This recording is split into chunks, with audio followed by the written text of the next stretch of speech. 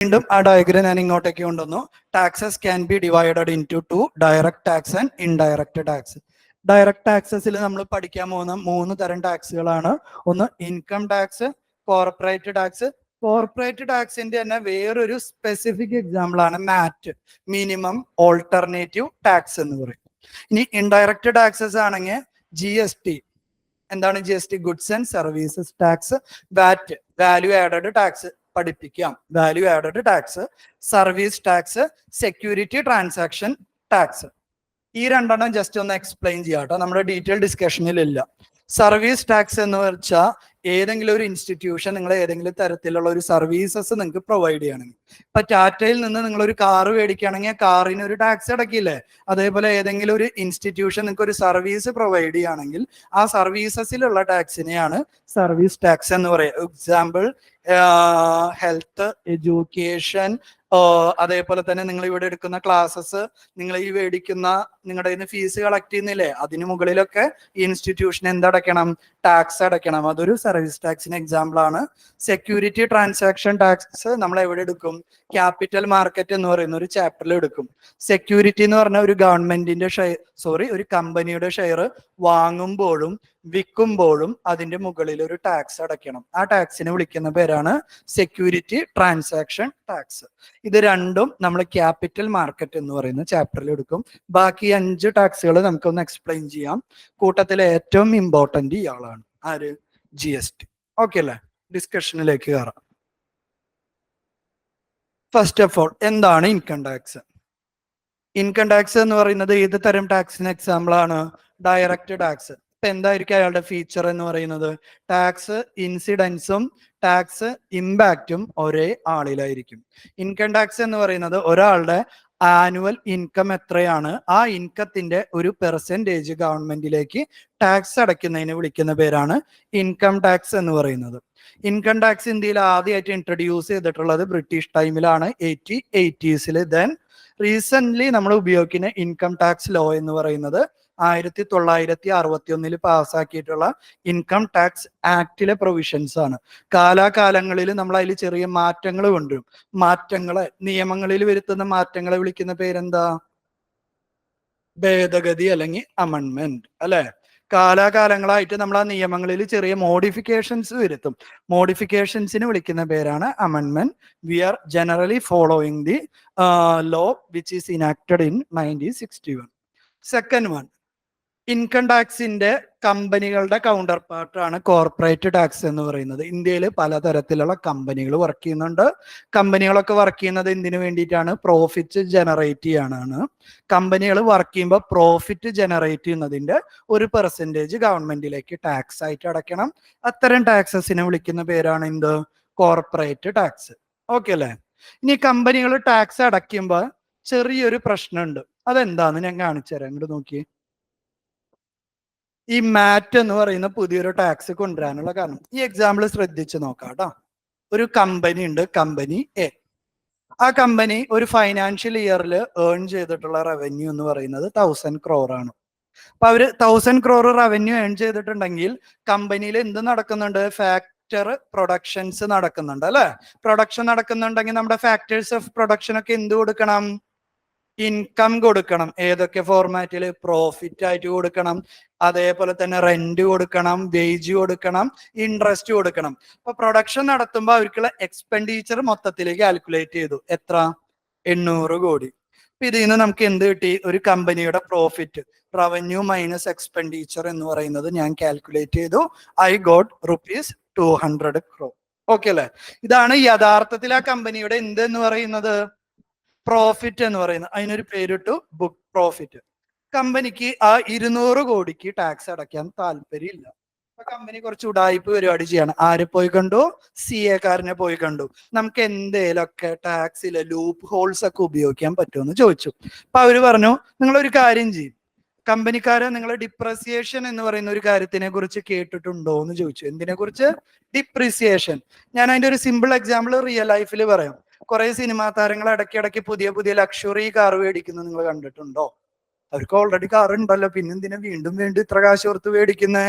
അതിനുള്ള കാരണമാണ് income tax അടയ്ക്കുന്ന സമയത്ത് ഡിപ്രിസിയേഷൻ എന്ന് പറയുന്ന ഒരു കാര്യം നിങ്ങൾക്ക് കാണിക്കാം. ഫോർ എക്സാമ്പിൾ, ഇപ്പൊ എനിക്ക് 200 കോടിയാണ് ഒരു വർഷം എന്റെ ലാഭമെങ്കിൽ അവർ പറയാണ് എന്റെ കമ്പനിയിൽ കുറെ മെഷീനറികൾ ഉണ്ട്. എന്തുണ്ട്? കുറെ മെഷീനറീസ് ഉണ്ട്.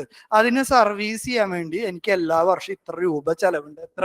ഫോർ എക്സാമ്പിൾ ഞാൻ പറയാണ്, ഓരോ വർഷം അത് മെയിൻറ്റെയിൻ ചെയ്യാൻ എനിക്ക് എത്ര പൈസയുടെ ആവശ്യമുണ്ട്?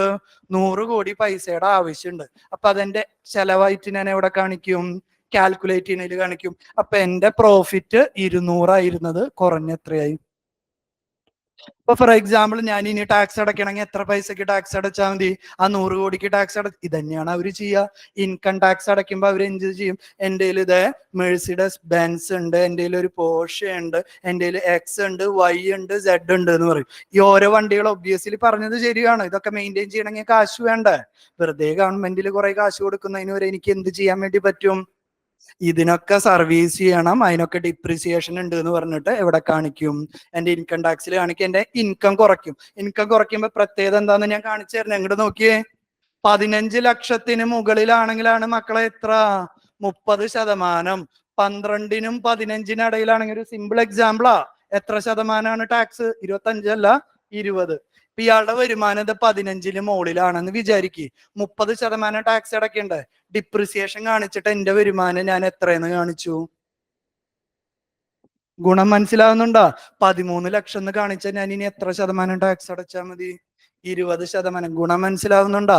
ഇത്തരത്തില് ഒരുപാട് ഡിഡക്ഷൻസും കാര്യങ്ങളൊക്കെ കമ്പനികൾ കാണിച്ച് അവസാനം അവർ കാണിക്കും ഞങ്ങൾക്ക് പ്രത്യേകിച്ച് വരുമാനമൊന്നും ഇല്ല. ഇവിടെ എന്താ പ്രശ്നം? നിങ്ങൾ പറയും, എന്താ ഇങ്ങനെ കാണിച്ചാലുള്ള പ്രശ്നം?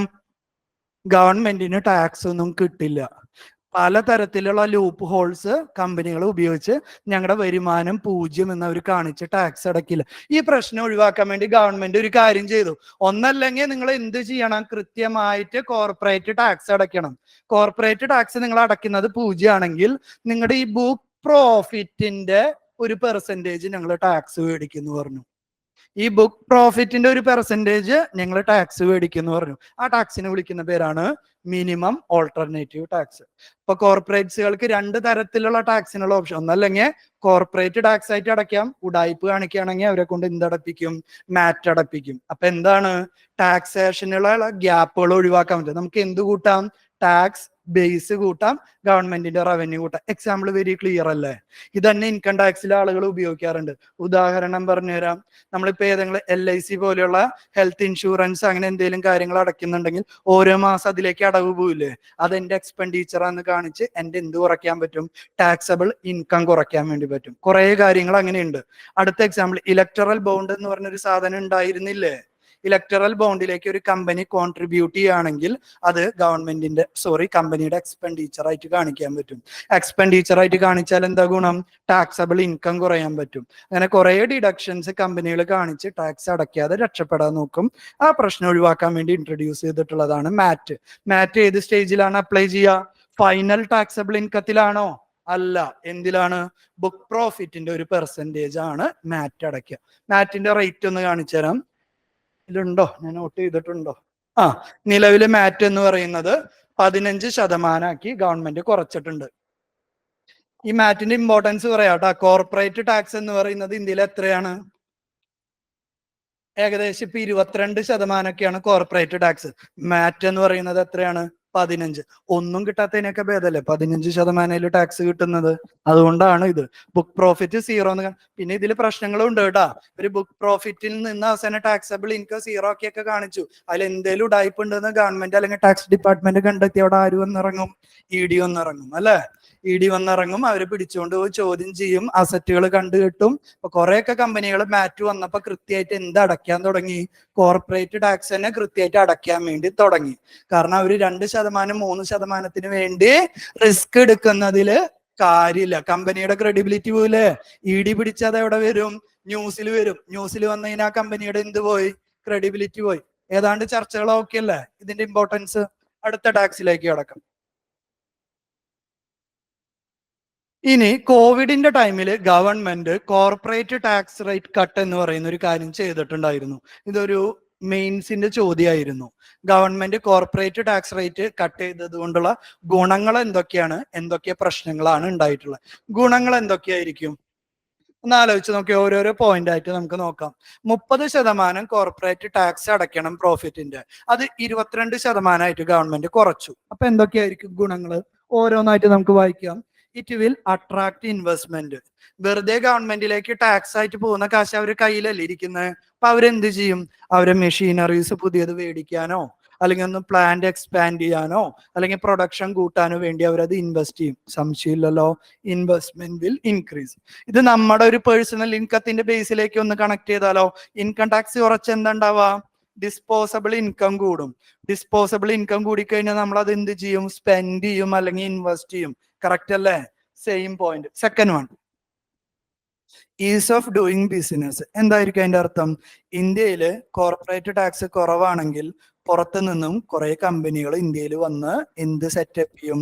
ഫാക്ടറീസ് സെറ്റപ്പ് ചെയ്യും. That will help in employment creation, അതേപോലെ തന്നെ economic growth in our country. ശരിയാണോ? ഓരോ പോയിന്റിന് പിന്നിലും ഓരോരോ കഥകളും കാര്യങ്ങളാണ് കേട്ടോ. അടുത്തത് എന്താണ്? Has been A long standing demand. എങ്ങനെയാണ് കോർപ്പറേറ്റ് ടാക്സ് കട്ട് ഡിമാൻഡിലേക്ക് വരുന്നത്? ഓരോരോ പാരാമീറ്ററുകളായിട്ട് കണക്ട് ചെയ്തിട്ട് വാ. കോർപ്പറേറ്റ് ടാക്സ് കട്ട് ചെയ്തു, എക്സ്ട്രാ പൈസ അവര് ഇൻവെസ്റ്റ് ചെയ്തു.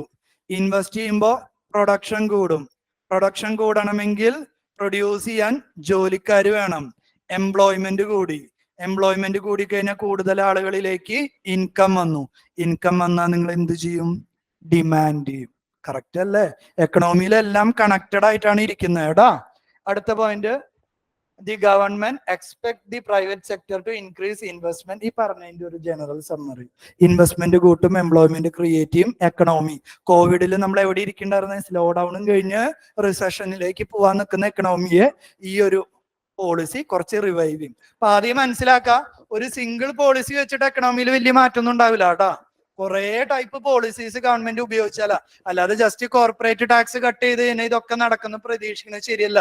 ഞാനൊരു എക്സാമ്പിൾ പറയട്ടെ. കോർപ്പറേറ്റ് ടാക്സ് കട്ട് ചെയ്തു.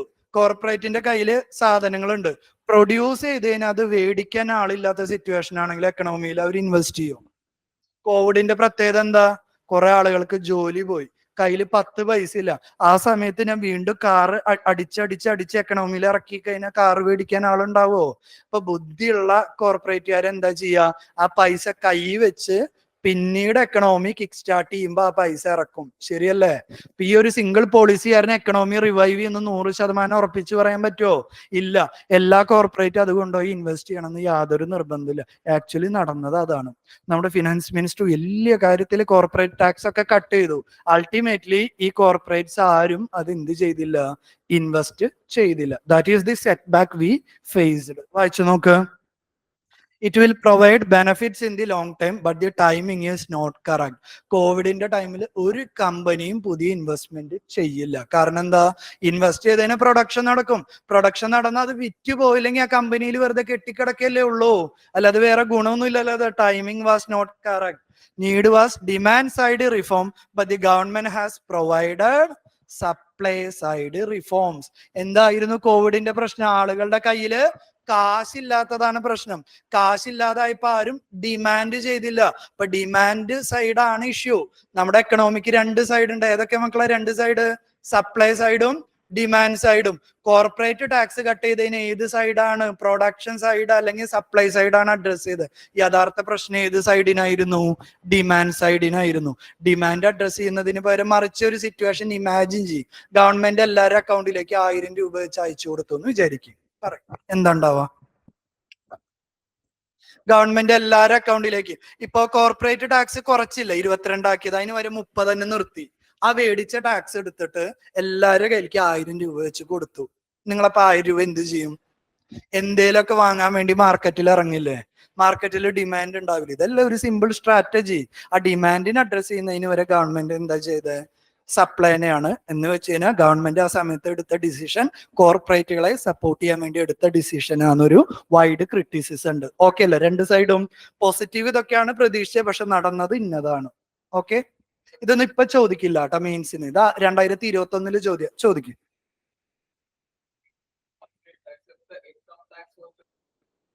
യൂസ്ഫുൾ ആണ്.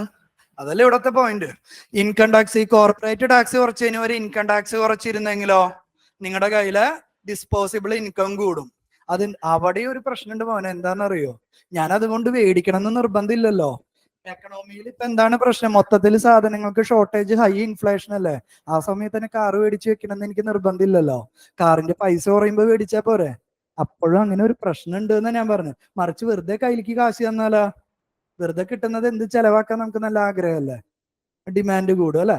അതാണ് അതിന്റെ ഒരു പോയിന്റ്. ഒന്ന് കോർപ്പറേറ്റ് ടാക്സ് കട്ട് ചെയ്താലും ഇൻകം ടാക്സ് കട്ട് ചെയ്താലും രണ്ടും ഡിമാൻഡ് സൈഡിനെ ആയിരിക്കും, സപ്ലൈ സൈഡിനെ ആയിരിക്കും കൂടുതൽ ആ സമയത്ത് സപ്പോർട്ട് ചെയ്യാം. ഇതിൽ നിന്ന് തന്നെ മനസ്സിലായി എക്കണോമി എന്ന് പറയുന്നത് ഉദ്ദേശിക്കുന്ന അത്ര എളുപ്പമല്ല. നമ്മളൊരു ഡിസിഷൻ എടുത്താൽ അത് എങ്ങനെയൊക്കെയാണ് അതിന്റെ ടേൺ അറൗണ്ട് ഉണ്ടാവാന്ന് വി കനോട്ട് 100% പ്രിഡിക്ട്. ഞാൻ പഠിപ്പിക്കുമ്പോൾ സിമ്പിൾ ആയിട്ട് പറയുന്നു എന്നുള്ളൂ. ഇൻ റിയാലിറ്റി എന്ത് പോളിസി എടുത്താലും എന്ത് സംഭവിക്കുന്നത് തമ്പുരാൻ അറിയാം. എന്താ ഉണ്ടാവാന്ന് we cannot 100% predict. That is the beauty of economics. മനസ്സിലായോ? ചോദിക്കും.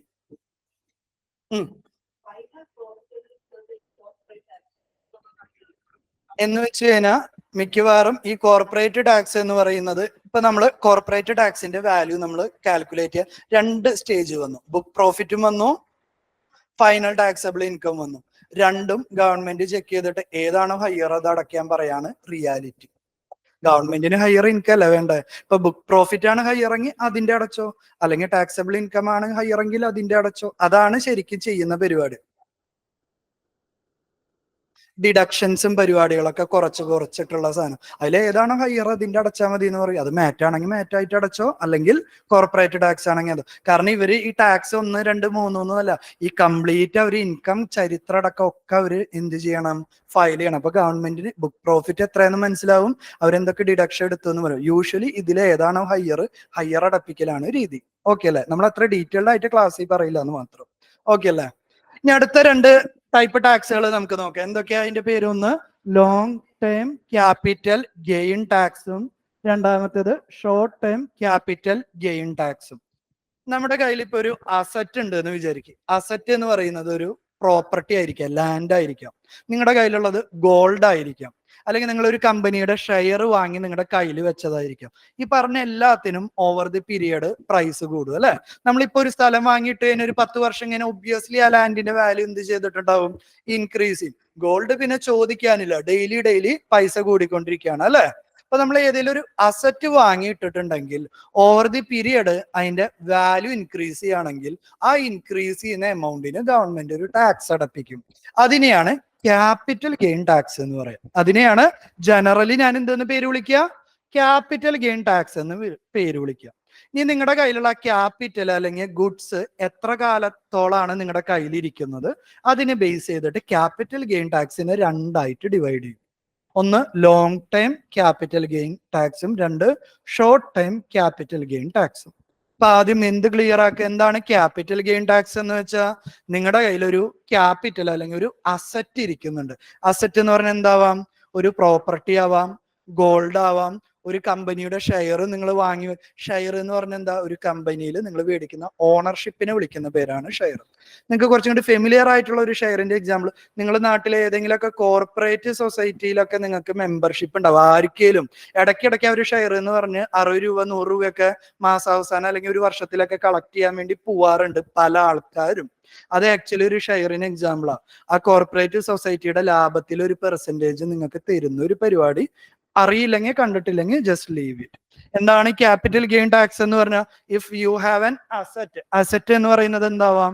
റിയൽ എസ്റ്റേറ്റ് അസറ്റ് ആവാം, ഇത് അണ്ടർലൈൻ ചെയ്യുന്ന റിയൽ എസ്റ്റേറ്റ് അസറ്റ് ആവാം, സ്റ്റോക്ക് അല്ലെങ്കിൽ മ്യൂച്വൽ ഫണ്ട് അല്ലെങ്കിൽ ഇക്വിറ്റി എന്നൊക്കെ പറഞ്ഞ് പറയുന്ന UTI എന്ന് പറയുന്നതും ഒരു ടൈപ്പ് ഓഫ് മ്യൂച്വൽ ഫണ്ട് ആണ് കേട്ടോ. അന്ന് നമുക്ക് ഡീറ്റെയിൽസ് അറിയണ്ട. നിങ്ങളുടെ കയ്യിൽ ഒരു സ്റ്റോക്ക് അല്ലെങ്കിൽ മ്യൂച്വൽ ഫണ്ട് അല്ലെങ്കിൽ ഒരു ഇക്വിറ്റി ഉണ്ട്, അല്ലെങ്കിൽ നിങ്ങളുടെ കയ്യിൽ എന്ത് ഗോൾഡ് പോലെയുള്ള വേറൊരു അസറ്റ് ഉണ്ട്. ഈ എല്ലാ അസറ്റുകളും ഓവർ ദി പീരിയഡ് അതിന്റെ വാല്യൂ കൂടും. വാല്യൂ കൂടുന്നുണ്ടെങ്കിൽ ആ വാല്യൂവിൽ ഒരു പെർസെന്റേജ് ഗവൺമെന്റിലേക്ക് ടാക്സ് അടയ്ക്കണം. ഇതിനെയാണ് ക്യാപിറ്റൽ ഗെയിൻ ടാക്സ് എന്ന് പറയുന്നത്. ഇനി നിങ്ങളുടെ കയ്യിൽ ഇരിക്കുന്ന അസറ്റിന്റെ പ്രത്യേകത നോക്കി. റിയൽ എസ്റ്റേറ്റ് ആണെങ്കിൽ നിങ്ങളുടെ കയ്യിൽ അത് 2 വർഷത്തിന് മുകളിൽ ഇരിക്കുകയെന്ന് വിചാരിക്കുക. നിങ്ങൾ അപ്പൊ അവിടെ അടയ്ക്കേണ്ട ടാക്സ് എന്ന് പറയുന്നതാണ് long time capital gain tax. ഇനി നിങ്ങൾ മേടിച്ച സ്റ്റോക്ക് അല്ലെങ്കിൽ ഇക്വിറ്റി അല്ലെങ്കിൽ മ്യൂച്വൽ ഫണ്ട് നിങ്ങളുടെ കയ്യിൽ ഒരു വർഷത്തിന് കൂടുതൽ ഇരിക്കുകയാണെങ്കിൽ അപ്പോഴും നിങ്ങൾ അടയ്ക്കുന്നത് എന്ത് തന്നെയാണ്? Long time capital gain tax. ഇനി നിങ്ങളുടെ കയ്യിലിരിക്കുന്ന ഡെറ്റ് ഫണ്ട് എന്ന് പറഞ്ഞാൽ ഗവൺമെന്റിന്റെ കടപ്പത്രോ അങ്ങനെ എന്തെങ്കിലും കാര്യങ്ങളാണെന്ന് വിചാരിക്കുക. 3 വർഷത്തിനൊക്കെ കൂടുതലാണെങ്കിൽ നിങ്ങൾ അവിടെ അടയ്ക്കേണ്ടത് എന്ത് തന്നെയാണ്? Long time capital gain. നമ്മൾ ഇത് നടക്കാറില്ല, അത് വേറെ കാര്യം. ഞാൻ തിയററ്റിക്കൽ ആയിട്ടുള്ള കാര്യമാണ് കേട്ടോ പറയുന്നത്. 3 വർഷത്തിനൊക്കെ കൂടുതലാണ് ഇരിക്കുന്നതെങ്കിൽ അപ്പോഴും നിങ്ങൾ അടയ്ക്കുന്നത് എന്തായിരിക്കും? Long time capital gain tax ആയിരിക്കും. ഈ പറഞ്ഞ എല്ലാ സാധനം നിങ്ങളുടെ കയ്യിൽ റിയൽ എസ്റ്റേറ്റ് കയ്യിൽ ഇരിക്കുന്നുണ്ട്, നിങ്ങൾ വിൽക്കുന്നത് 1 വർഷത്തിന് ശേഷമാണെന്ന് വിചാരിക്കുക. 2 വർഷത്തിന് താഴെയാണ് നിങ്ങളുടെ കയ്യിൽ ഇരിക്കുന്നതെങ്കിൽ അപ്പൊ അടയ്ക്കുന്നതായിരിക്കും short time capital gain tax. നിങ്ങളൊരു സ്റ്റോക്ക് മേടിച്ചു അല്ലെങ്കിൽ മ്യൂച്വൽ ഫണ്ടിൽ ഇൻവെസ്റ്റ് ചെയ്തു, 1 വർഷത്തിന് മുന്നേ നിങ്ങൾ അത് വിറ്റ് കളയുകയാണെങ്കിൽ അപ്പൊ അടയ്ക്കുന്നതാണ് എന്ത്? Short time capital gain tax. നിങ്ങളുടെ കയ്യിലുള്ളത് ഗോൾഡ് ആണെങ്കിലോ ഒരു കടപ്പത്രം ആണെങ്കിലോ അത് നിങ്ങളുടെ കയ്യിലിരിക്കുന്നത് 3 വർഷത്തിൽ താഴെയാണെങ്കിൽ നിങ്ങൾ അപ്പൊ അടയ്ക്കുന്ന ടാക്സിനെ വിളിക്കുന്ന പേരാണ് short time capital gain tax. ഇപ്പൊ ലോങ് ടൈമും ഷോർട്ട് ടൈമും ഡിഫൈൻ ചെയ്യുന്നത് എന്തിനാണ്? ആ അസറ്റ് നിങ്ങളുടെ കയ്യിൽ എത്ര ടൈം പീരീഡിലാണ് ഇരിക്കുന്നത് അതിന് ബേസ് ചെയ്തിട്ടാണ് നമ്മൾ ഷോർട്ട് ടൈമും ലോങ് ടൈമും ഡിഫൈൻ ചെയ്യുന്നത്. വായിക്ക്, കൈയോടെ ഒരു തവണ വായിക്കും. അപ്പൊ വീട്ടിൽ നിന്ന് വായിക്കുമ്പോൾ ഫെമിലിയാരിറ്റി ഉണ്ടാവും കേട്ടോ. എന്താണ് ഷോർട്ട് ടൈം ക്യാപിറ്റൽ അതേപോലെ ലോങ് ടൈമിലും രണ്ടിലും ഒരേ അസറ്റ് തന്നെയാണ് ഗവൺമെന്റ് ടാക്സ് ചെയ്യാൻ പറയുന്നത്. നിങ്ങൾ എത്ര കാലമാണോ കയ്യിൽ വെക്കുന്നത് അതിനനുസരിച്ച് ടാക്സേഷൻ മാറും. വൈ? ആലോചിച്ച് നോക്കൂ. വൈ? ടൈം പീരീഡ് കൂടുമ്പോ എന്തിനാ ടാക്സ് മാറുന്നത്? കൂടുതൽ ടൈം കയ്യിലിരുന്നതിന് അതിന്റെ വാല്യൂ ഒബ്വിയസ്ലി കൂടിയിട്ടുണ്ടായിരിക്കും. നിങ്ങളൊരു പ്രോപ്പർട്ടി മേടിച്ച് അടുത്ത വർഷം സെല്ല് ചെയ്യുന്ന പൈസ ആയിരിക്കില്ല ഒരു 10 years കഴിഞ്ഞ് സെല്ല് ചെയ്യുമ്പോൾ ഒബ്വിയസ്ലി കാശ് ഒന്നും കൂടി കൂടിയിട്ടുണ്ടാവില്ലേ? ഗവൺമെന്റ് ഒരു ഹയർ എന്ത് മേടിക്കും? ടാക്സ് മേടിക്കും. അത്രേ ഉള്ളൂ പരിപാടി കേട്ടോ. ഒന്ന് വായിച്ചു നോക്ക്, എല്ലാം ഒന്ന് വായിച്ചു നോക്ക് കേട്ടോ.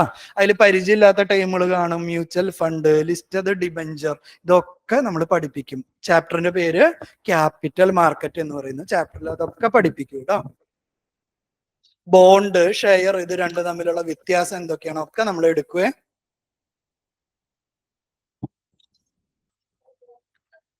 ഇലക്ട്രൽ ബോണ്ട് എന്ത് തരം എക്സാമ്പിൾ ആണ്?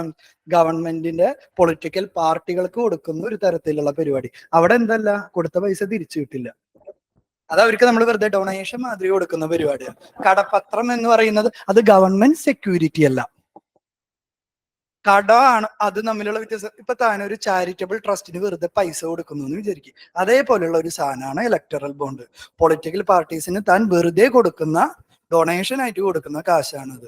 അതിന് എക്സാക്ട്ലി കടപ്പത്രം അല്ലെങ്കിൽ ഡെറ്റ് ഇൻസ്ട്രുമെന്റ് എന്ന് പറയില്ല കേട്ടോ. ഒരിക്കലും തിരിച്ചു കൊടുക്കില്ല അത്.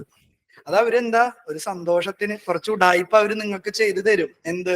തന്റെ കമ്പനിക്ക് ഫേവർ ആയിട്ട് കുറച്ച് കാര്യങ്ങൾ ചെയ്തു കൊടുത്താൽ BJPക്ക് ഞാൻ കാശ് കൊടുക്കും, അത്രേ ഉള്ളൂ. അതുകൊണ്ടാണ് അത് സുപ്രീം കോടതി വെട്ടിക്കളഞ്ഞത്. അത് ഇറക്കുന്നത് SBI ആണ്. ഇവർക്ക് ഈ പൈസ എവിടെയെങ്കിലും കൊണ്ടുപോയി കൊടുക്കണ്ട, നേരിട്ട് കൊണ്ടുപോയി കൊടുക്കാൻ പറ്റില്ല BJPക്ക്. അപ്പൊ എന്ത് ചെയ്യും? കാശ് SBIക്ക് കൊടുക്കും, BJP SBI കളക്ട് ചെയ്യും.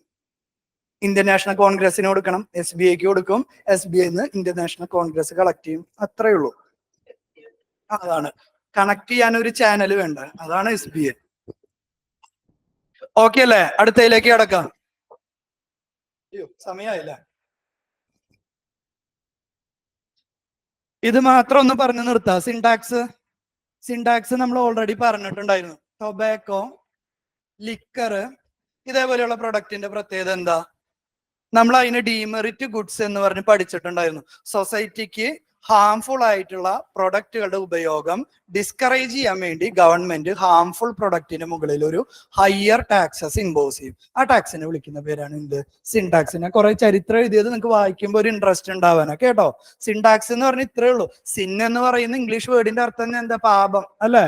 സിൻടാക്സ് എന്ന് പറഞ്ഞാൽ ഡീമെറിറ്റ്സ് ഗുഡ്സിന്റെ പ്രൊമോഷൻ കുറയ്ക്കുന്നതിന് വേണ്ടി സിഗരറ്റ്, ടൊബാക്കോ, പാൻ മസാല ഇത്തരത്തിലുള്ള പ്രൊഡക്റ്റിന് മുകളിൽ ഗവൺമെന്റ് ഒരു ഹയർ ടാക്സസ് ഉപയോഗിക്കും. രണ്ട് കാര്യമാണ്. ഒന്ന്, അതിന്റെ കൺസപ്ഷൻ റെഡ്യൂസ് ചെയ്യാൻ, ആരേലും മേടിക്കാതിരിക്കണ്ട, എന്നിട്ട് വേണ്ടവരൊക്കെ വാങ്ങും. രണ്ടാമത്തെ പോയിന്റ് അതാണ് അപ്പൊ ഗവൺമെന്റിന് ഇമ്പോർട്ടന്റ്. അതിൽ ഹയർ ടാക്സ് വെച്ച് കഴിഞ്ഞാൽ ആ കാശ് ഉപയോഗിച്ച് ക്യാൻസർ വന്നവര് ചികിത്സിച്ചോടെ. പോയിന്റ് കിട്ടിയാ? അത്രേ ഉള്ളൂ. വെൽഫെയർ ആക്ടിവിറ്റീസിൽ നമ്മൾ ഉപയോഗിക്കും. കള്ള് കുടിക്കുന്നവനോട് അതിൽ പുറത്തെഴുതിയിട്ടുണ്ട്, liquor drinking is injurious to health, smoking kills. ഇതൊക്കെ അതിൽ എഴുതിയിട്ടില്ല, മേടിക്കാതിരിക്കുന്നില്ലല്ലോ. അപ്പൊ നമ്മുടെ ആദ്യത്തെ ഉദ്ദേശം നടക്കില്ല, ഡിസ്കറേജ് ചെയ്യൽ നടക്കില്ല. എന്തേ നടക്കുന്നുള്ളൂ? ആ കാശ് മേടിച്ച് ക്യാൻസർ രോഗികൾക്ക്, ഇവൻ തന്നെ തൊണ്ടയിൽ ക്യാൻസർ വന്നു കഴിഞ്ഞാൽ ഗവൺമെന്റിന് ചികിത്സിക്കാൻ പുറത്തുനിന്ന് തെണ്ടേണ്ട ആവശ്യമില്ല. മനസ്സിലായോ? അവൻ തന്നെ കാലാകാലമായിട്ട് ഗവൺമെന്റിലേക്ക് കാശ് അടക്കുന്നുണ്ട്. പോയിന്റ് ഓക്കെ അല്ലേ? നിർത്താണ് കേട്ടോ.